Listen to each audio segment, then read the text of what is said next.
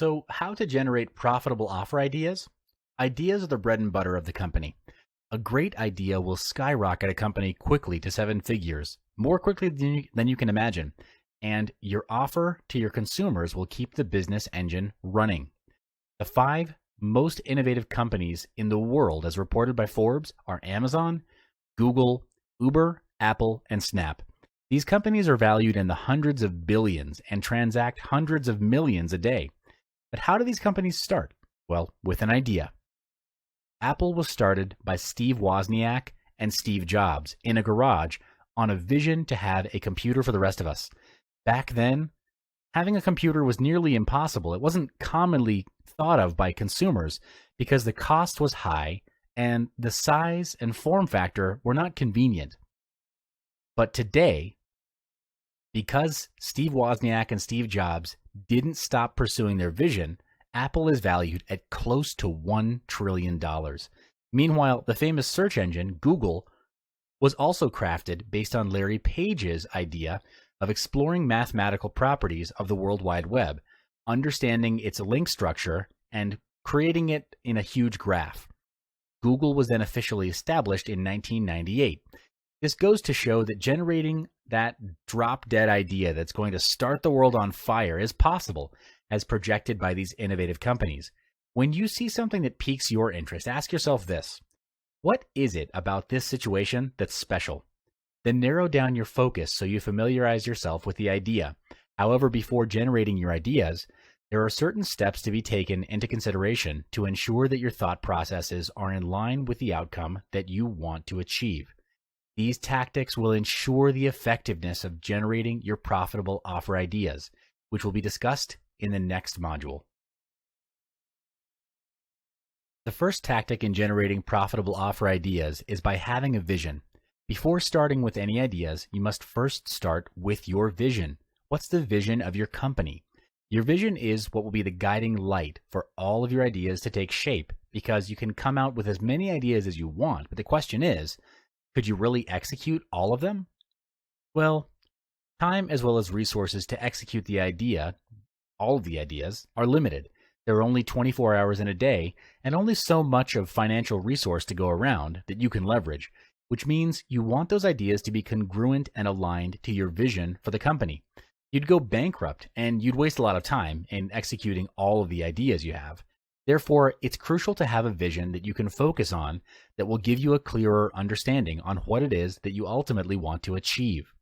To help you in generating your vision, try to ask these fundamental questions. What is your why? Why is this business important to you? Why did you start the company in the first place? Why this and not something else? These are all important questions which will give direction to evaluate which idea is most suited to your company. Take a moment, pause the video, and answer these questions. Don't worry about having the best vision because in our previous module, we learned there is no such thing as best. The most vital component is to identify what resonates with you. Thousands of people have taken up their hobbies and turned them into successful businesses. So think of your why now. For instance, Tim and Nina Zagat, who launched the Zagat Surveys, a publishing empire that sells restaurant guides for many major USA and European cities. In the early 1970s, the Zagats were high-priced corporate attorneys who had the passion of dining out. For fun, they created a newsletter which they distributed to close friends to rank popular restaurants in several categories. Each year, the newsletter encompassed more restaurants, and in the end, the couple began charging money for it to reduce their expenses as it became so time-consuming and actually cost them money to produce. Identifying your interest and what resonates with you is important because when you or the company is faced with a tough situation, your passion and commitment to that vision will push or pull you through. So pause this video, take 20 minutes, and answer those questions. Welcome back. Did you get your vision nailed down? It's okay if it's version 1 because version 1, again, is better than version none. In this module, we'll be looking at your target audience in order to give more focus in generating your ideas. With your vision, the next question is whom are you serving? This would be your target audience. If you don't know who you're serving, then you'll be serving everyone, who ultimately makes your company confused, and the allocation of your resources will not be effective or efficient. It only projects lack of focus. You need to know, who are they? Why them? What are their needs and wants? What problems are they facing? This is important because one of the ways you add value is, in most cases, solving problems. How well you solve your customers' problems is in direct relation to how much your target audience will pay. For example, if you're planning to operate a restaurant, focus on the theme of the restaurant. What type of food will you want to serve? And also the price range. This will set your standards as well as setting your niche, and inevitably pull the supposed audience in your favor. When you've gotten a clearer picture of your audience, next is to seek and establish relevance to them. How would your company, products, or services help to solve their problems? Write down as many ways as you can think of. Those ways are now your prototype of your company, products, and services. Your next task is to then test it out and seek for proof of concept. You do this by selecting the one product that would solve the biggest problem of your audience. Put it out into the market by doing research and asking your audience if they would buy it, and actually start selling it. Collect the money, and then you create the product. Yes, sell first, collect the money, and then create the product. Now, if you're thinking that that's tricking your customers, well, it isn't. There have been too many companies that create the product first and only then find the target market to sell to, which, I mean, to me, it's insane. These companies would pump thousands of dollars into product research and development only to find out that it's not even what their customers want in the first place. So avoid wasting your resources and time and prove the concept with money, their money. This method is called failing forward fast. The process is this. You want to get an idea quickly that solves the biggest problem of your target audience. Ask if they would buy it. Sell it to them, get the money, and with that money, you go to a manufacturer and make the product. Now, of course, you would have settled all the gaps required in between, like actually having a manufacturer on standby, a prototype product, a sales offer, discount for early buyers, and a registered company so that you're legal. If you don't have any of these, then yes, you are involved in a scam, and you should rethink your strategy. The reason for failing forward fast is so you can get the key insights to come out with a version 2 of the product. You also need to sell and collect the money up front, because sometimes what your audience says they'll pay and what they actually pay is different. The moment of truth is when they reach into their pockets and actually hand you the money. That's when you know you've found an initial product worth investing your R&D dollars into. The following tactic to generate profitable offer ideas is to do a brainstorming session on product ideas.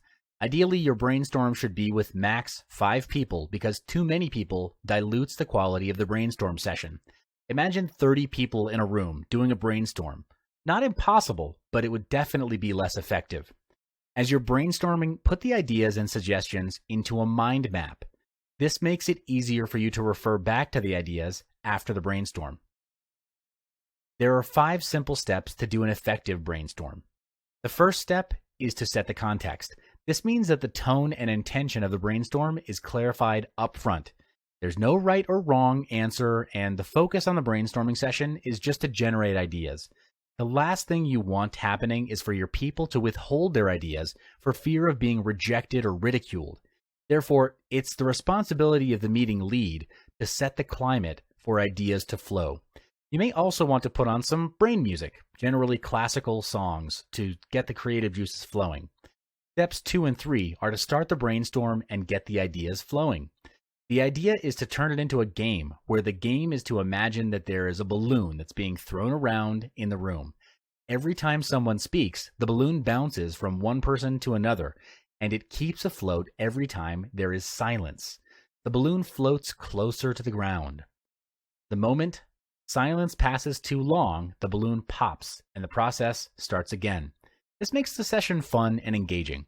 Step 4 is, when the session is done, ideally after 20 to 30 minutes, evaluate the ideas. Discuss and decide with the team on what is the biggest problem faced by the target audience and which idea solves their problem. After a decision is made, you move on to step 5, where you write out action points. This then moves into the execution phase.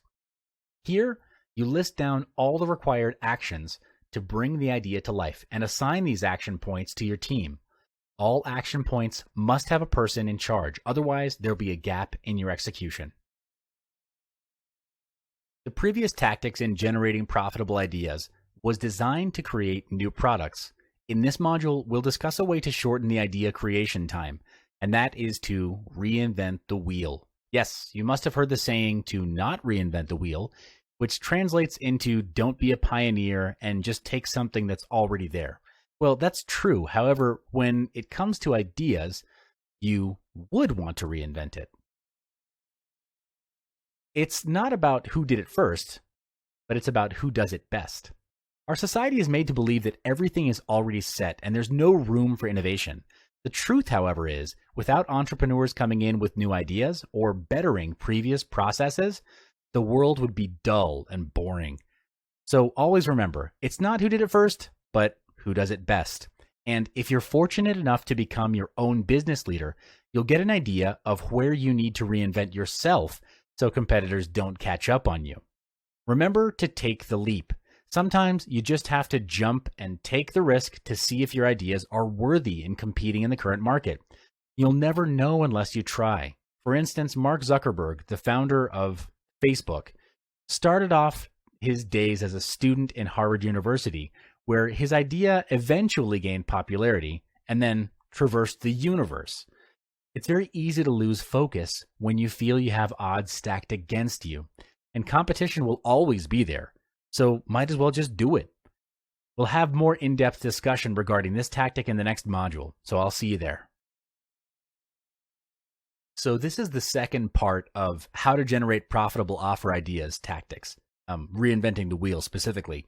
Reinventing in this context means taking an existing idea, stripping it down to its bare components, and then finding its key lever points and making it even better, even faster, and easier. The intention is to question the current ways of solving problems and getting things done.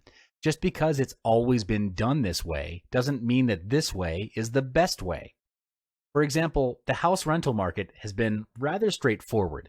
You rent a house by entering into a contract with a landlord that decides the duration of rent and cost of rent with other terms and conditions.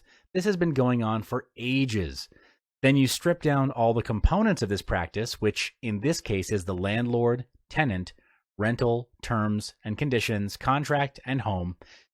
You'll have the individual pieces that you then need to piece it together to create a new picture. So there would be questions like, what if the tenant was the landlord? What if rental was shorter and more affordable?